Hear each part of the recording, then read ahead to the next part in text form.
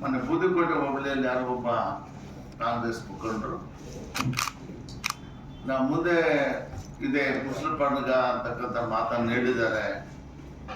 ಮುಂದೆ ಅಂತರ ಕನ್ನಡದಲ್ಲಿ ಮುಂದೆ ಇದೆ ಮಾರಿ ಹಬ್ಬ ಅಂತದ್ದು ಅಂತಕ್ಕಂಥ ವಿಷಯವನ್ನ ಪ್ರಸ್ತಾಪ ಮಾಡಿ ಬಂಗಾರಪೇಟೆ. ಅದಕ್ಕೆ ನಾನು ಏನು ಹೇಳಿದೆ ಅಂದ್ರೆ, ಇವತ್ತು ನಾವು ಚುನಾವಣೆಯನ್ನು ಗೆದ್ದಿದ್ದೇವೆ. ಇವತ್ತು ಬಂಗಾರಪೇಟೆ ಕ್ಷೇತ್ರದಲ್ಲಿ ಪಾರ್ಲಿಮೆಂಟ್ ಚುನಾವಣೆಯಲ್ಲಿ ಹೆಚ್ಚು 8 ನಮ್ಮ ಲೋಕಸಭಾ ಕ್ಷೇತ್ರದ 8 ಕ್ಷೇತ್ರಗಳ ಪೈಕಿ ಬಂಗಾರಪೇಟೆ ಸುಮಾರು 2ನೇ ಸ್ಥಾನದಲ್ಲಿ ನಾವು ಗೆದ್ದಿದ್ದೇವೆ. ಅದರಿಂದ ಅವ್ರೇನು ಆ ಮುಖಂಡರಿದ್ದಾರೆ ಅವ್ರು ಹೇಳಿ ಮುಂದೆ ಜಿಲ್ಲಾ ಪಂಚಾಯತಿ ಮತ್ತು ತಾಲೂಕ್ ಪಂಚಾಯತ್ ಸಮಿತಿ ಬರ್ತದೆ, ಅವತ್ತು ಮಾರಿ ಹಬ್ಬ, ಅದು ಅವತ್ತು ಚುನಾವಣೆ ಎದುರಿಸೋಣ ಅಂತಕ್ಕಂಥ ಮಾತನ್ನು ಹೇಳಿದ್ದೆ. ಅವತ್ತು ಅದನ್ನ ತರುವಾಯ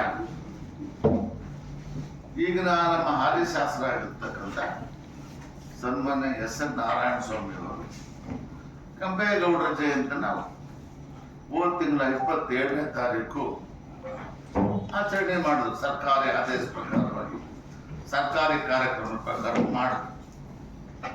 ಅವರು ಕೆಂಪೇಗೌಡರ ಜಯಂತಿಯನ್ನ ಮಾಡಿ ಕೆಂಪೇಗೌಡರ ಬಗ್ಗೆ ಗುಣಗಾನ ಮಾಡ್ತಕ್ಕಂಥದ್ದನ್ನ, ಕೆಂಪೇಗೌಡರ ವಿಚಾರಗಳನ್ನ ಇವತ್ತು ಆ ಸಂದೇಶ ಜನರು ಕೊಡ್ತಕ್ಕಂಥ ಕೆಲಸ ಮಾಡಬೇಕಾಗಿತ್ತು.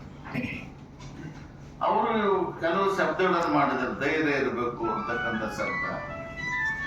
ಮತ್ತೆ ಹುಲಿ, ನಾವು ಯಾವತ್ತು ಕೂಡ ಹುಲಿ ಏನು ಕೆಂಪೇಗೌಡರು ಹುಲಿ ಆಗಿದ್ರು, ಧೈರ್ಯವಂತರಾಗಿದ್ರು, ಸಾಹಸವಂತರಾಗಿದ್ರು ಅಂತಕ್ಕಂಥ ವಿಚಾರ ಬಂದಾಗ ನಾವು ಕೂಡ ಧೈರ್ಯವಂತ.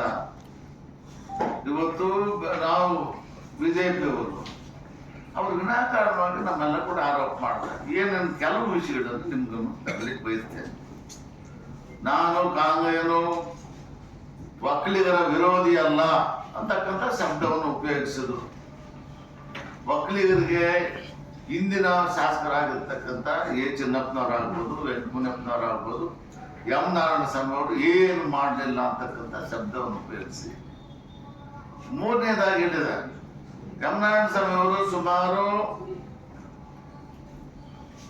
15 ವರ್ಷದ ಹಿಂದುಗಡೆ ಕಾಂಗ್ರೆಸ್ ಬಿಟ್ಟು ಬಿಜೆಪಿ ಹೋಗಿರ್ತಕ್ಕಂಥ ಒಂದು ಹಬ್ಬ ಮಾಡಿದ್ರು. 2018ರ ಚುನಾವಣೆ ಮಲ್ಲೇಶ್ ಬಾಬು ಅವರು ಚುನಾವಣೆ ಮಾಡಿ ಹಬ್ಬ ಮಾಡಿದ್ರು. ಆಮೇಲೆ 3ನೇ ಬಾರಿಗೆ 23ರಲ್ಲಿ ಚುನಾವಣೆ ಹಬ್ಬ ಮಾಡಿದ್ರು ಅಂತಕ್ಕಂಥ ಒಂದು ಪದವನ್ನು ಉಪಯೋಗಿಸ್ತದೆ. ಅವ್ರು ಏನು ಮಾಡಲಿಲ್ಲ. ನಾರಾಯಣ ಸ್ವಾಮಿ ನಾವೆಲ್ಲ ಕೂಡ ಜನರ ದೃಷ್ಟಿಯಲ್ಲಿ, ಆತನ ದೃಷ್ಟಿಯಲ್ಲಿ ನಾವೆಲ್ಲ ಕೂಡ ಏನೋ ಮೋಸ ಮಾಡಿದೀವಿ ಅಂತಕ್ಕಂಥ